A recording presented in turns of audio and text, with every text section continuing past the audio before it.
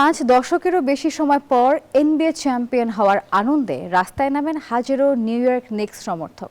আর সেই উল্লাস এক পর্যায়ে রূপ নেয় সহিংসতায়। যুক্তরাষ্ট্রের নিউ ইয়র্ক শহরের ম্যানহাটনের মিড টাউনে একাধিক সংঘর্ষ, ভাঙচুর এবং অগ্নিসংযোগের ঘটনা ঘটেছে। আর এ সময় একজন কিশোর গুলিবিদ্ধ হন। সেই সাথে আগুন দেওয়া হয় বিশ্বকাপ দর্শকদের বহনকারী একটি শাটল বাসে। দীর্ঘ প্রতীক্ষার পর নিউ ইয়র্ক নিক্সের ঐতিহাসিক এনবিএ শিরোপা জয় উদযাপনে ম্যানহাটনের রাস্তায় নামেন হাজারো সমর্থক। তবে রাত বাড়ার সঙ্গে সঙ্গে পরিস্থিতি নিয়ন্ত্রণের বাইরে চলে যায়। শহরের বিভিন্ন এলাকায় ছড়িয়ে পড়ে বিশৃঙ্খলা।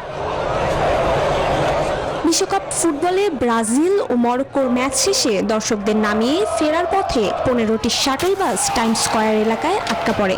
প্রত্যক্ষদর্শীরা জানান, আমাদের উঠে দাঁড়াতে হবে।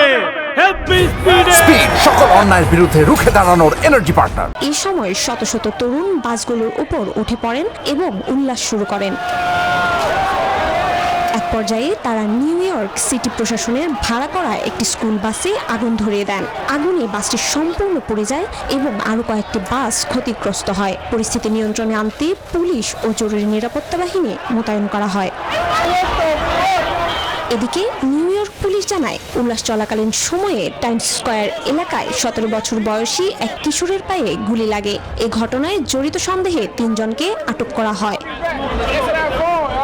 নিক্সের সমর্থকদের কাছে এই জয় আবেগঘন।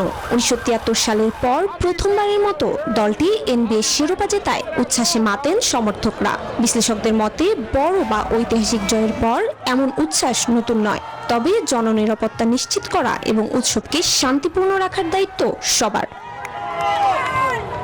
জ্যোতি রয়, নিউজ 24।